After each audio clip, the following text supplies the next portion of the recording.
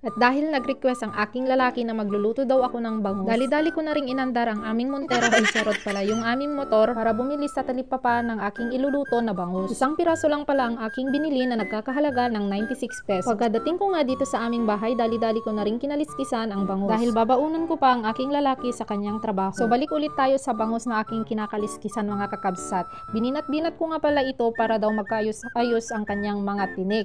Ayon sa paniniwala ng aking mga angkan at syempre paniniwala ko na rin. Kayo ba mga kakabsat? Ano ba yung mga paniniwala nyo rin sa bangus para hindi maging buhaghag ang kanyang mga tinik pag inuulam nyo na? Comment nyo nga din mga kakabsat para gawin ko din next time na magluluto ako. Siya nga pala kakabsat, huwag nyong kalimutan na tanggalin ang apdo kasi sobrang mapait ang bangus kapag hindi natanggal. Pagkatapos kong ang linisan ang bangus, nanguha na rin ako ng talbos ng kamote sa aming harapan kasi libre ito kaya hindi na ako bumili sa talipapa ng gulay-gulay. Dahil sa panahon ngayon, mahal na ang bilihin kaya kung may itinanim, syempre may aanihin din. At kung may pera ka naman ay di bumili ka na lang, alangan naman na magpapakahirap ka pang magtanim. Syempre may pera ka naman, edi bibili ka na lang sa mga talipapa, di ba? Pagkatapos ko nga po palang kumuha ng talbos ng kamote, nanguha na rin ako ng kalamansi. Pero yan, muntik pa akong naging kwento mga mare. At dahil bida-bida ko, ayan, umakyat ako dahil wala yung aking lalaki pero may panungkit naman doon sa may gilid. Mas masarap kasi kakabsat kapag kalamansi ang ginamit na pampaasim sa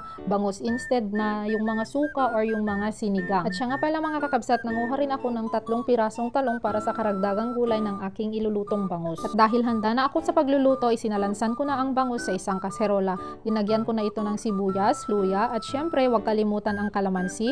Nilagay ko na rin ang talong, asin, kaunting betchin, mantika at kaunting tubig. Takpan na at isalang na. Habang hinihintay ko na kumulo ang bangus, hinimay-himay ko na rin ang talbos ng kamote. At nang kumulo na, inilagay ko na din pala ang talbos ng kamote. At siya nga pala, nagdagdag rin ako ng kaunting sabaw para may mahigop ang aking lalaki dahil makulimlim ang panahon ngayon. So ayun na at luto na ang ating paksiw na medyo sinigang na bangus. Ano daw? Okay na yun. Basta okay na at luto na ang ating bangus. At yan na nga, inilalagay ko na sa isang baunan ang aking ibibigay sa aking lalaki. Binigay ko rin sa kanya ang ulo at saka yung buntot. At linagyan ko rin ito ng talbos at saka may kaunting sabaw. At pagkatapos kong ibigay ang baon ng aking lalaki ay magsusundo na rin ako sa school dahil uwian na ng aking junakis. At pagkadating namin ay kakain na lang kami dahil nakaluto na rin ako ng kanin. At syempre mas masarap ang kainan kapag bagong luto ang ating kanin. And this is it. Ito na yung pinaka-final. Mangantayon kakabsat ket may umaldaw manenta. Another trabahon tumanan numalpas tayo nga manganen. And yun lang mga kakabsat. Thank you for watching. Bye!